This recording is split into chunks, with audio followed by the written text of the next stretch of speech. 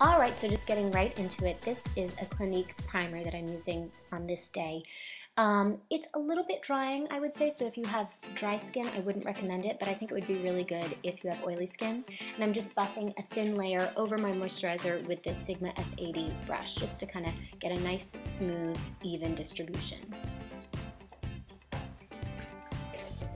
Then the next thing I'm doing is I'm using MAC Painterly Paint Pot over my eyelids, and I put them in these little containers because you get a lot of product when you buy a paint pot from MAC, and sometimes it'll dry out by the time you even get halfway.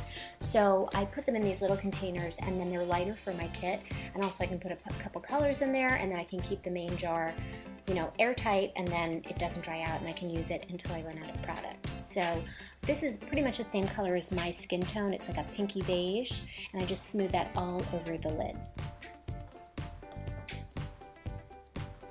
The first color that I'm buffing into the crease, just very liberally, is a color called Beaches and Cream. So it's like a peachy color, and I will show it to you. I'm sorry I didn't hold it up for this moment.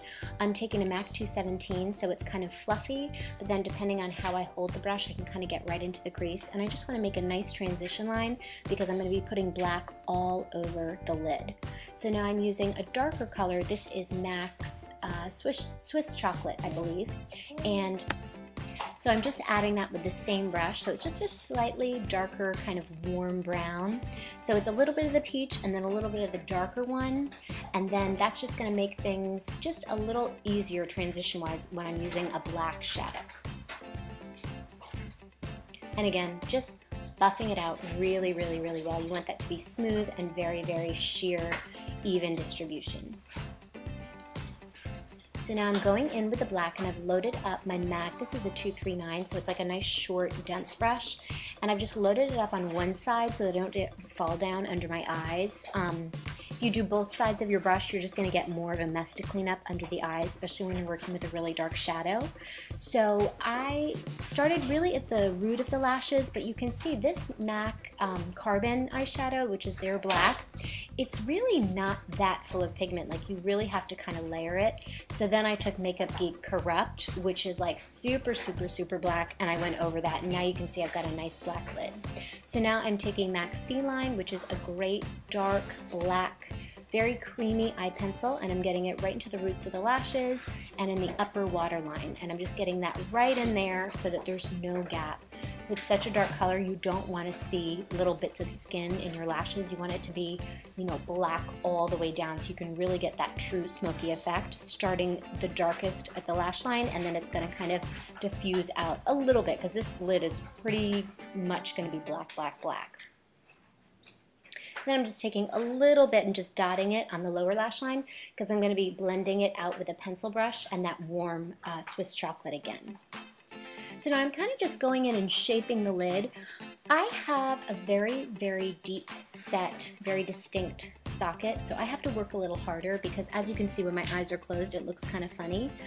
Just buffing this under the lower lash line, but you're going to see me going back and kind of getting the black right into the crease so that when I close my eyes, it doesn't look like there's a huge gap. If you don't have such a deep crease, then you won't have to work so hard.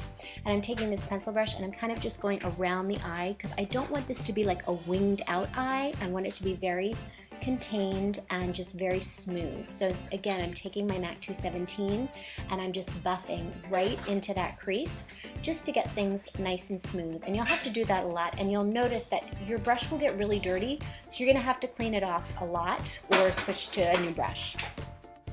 So now I'm going to deal with the skin because I've got most of the black eyeshadow laid down, and I'm starting with this CC cream that Clinique makes, and I really like it, especially in the summer. It gives you a little bit of moisturizer, but it also helps to even out my skin tone. The foundation that I just held up is HD by Makeup Forever, and this is in number 120, and I just kind of use that a little bit over where I put the CC cream, but I'll tell you that the CC cream has pretty good coverage. Sorry, that's my son in the background. So I'm just kind of buffing it in with my same Sigma F80, getting under the eyes. But this makeup, it didn't fall down too much. It didn't make too much of a mess. So I'm just kind of buffing it all out, getting it nice and evenly distributed. And anyway, same brush, just buffing it all out just to give me a little bit of coverage. Next, I'm going in with a little bit of concealer just to cover up any hyperpigmentation and also kind of highlighting under the eyes with a smaller brush. And this is going to be MAC Pro Longwear Concealer in NW20, and I find that's a nice color. It's a little bit lighter than my skin, so it gives me a nice little highlight under the eyes, and then I can also use it to cover up any dark spots or anything like that that I'm trying to hide.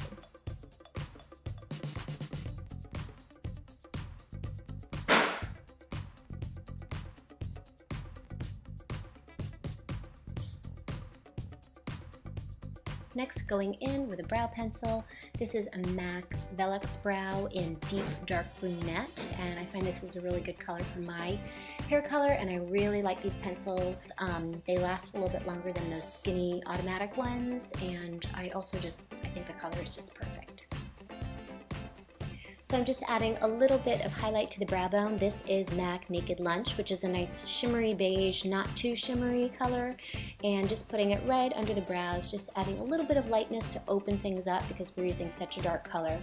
That's what the color looks like in the pan. I'm taking the same color and I'm putting it on the tear duct area, again, just to give a little bit of lightness and just, so things aren't too closed off because we're using such a dark color. A little bit of my favorite bronzer. This is Chanel Soleil de Tan, I believe they call it now. It used to be Bronze Universal, and I had this product for like over a year. It just sat in my makeup cabinet just looking pretty, but now that I'm actually using it, I'm loving it. It's a little pricey, but it's a great product, and it will last you a really, really long time. I'm just kind of putting it on my cheeks. It helps to kind of like cover up the dark spots, and I use this dual fiber brush because I think it works really well with a cream product. Now, just a little blush. This is Chanel Tumult. This is one of my favorite pink blushes. You really can use any blush you like. You could even skip blush. It's really whatever your preference is. And a little bit of favorite black mascara. This is L'Oreal Voluminous. Any mascara will do. Definitely use the blackest that you can find when you're using such a dark eyeshadow color. And lining the lips with MAC Boldly Bare. This is just like a pinky beige color, or a pinky nude color I should say. I think that it comes up a little more pink on camera than it looks in person. And really any kind of nude, whatever your preference is. This is Tom Ford Pink Dusk. An amazing lipstick. The Tom Ford lipsticks are just so lovely, I think. They last really long too. If you line and put them on, they'll be on for hours. So just taking the hair down to get a little perspective.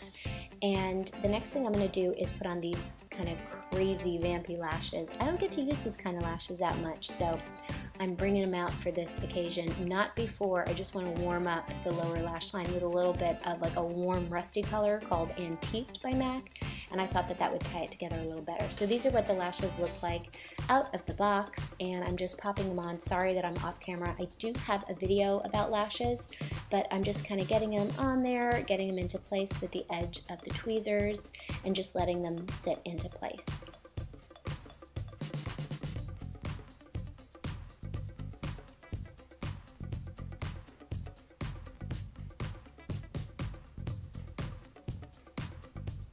And a little bit of powder, just in any spots you might get a little shiny.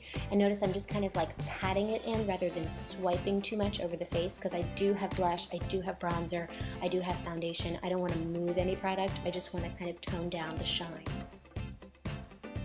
And cleaning up under the eyes if you need. This is why we do the foundation after this dark eye makeup. And that's the finished look. I hope you guys like it. Let me know what you think, and thank you so much for watching.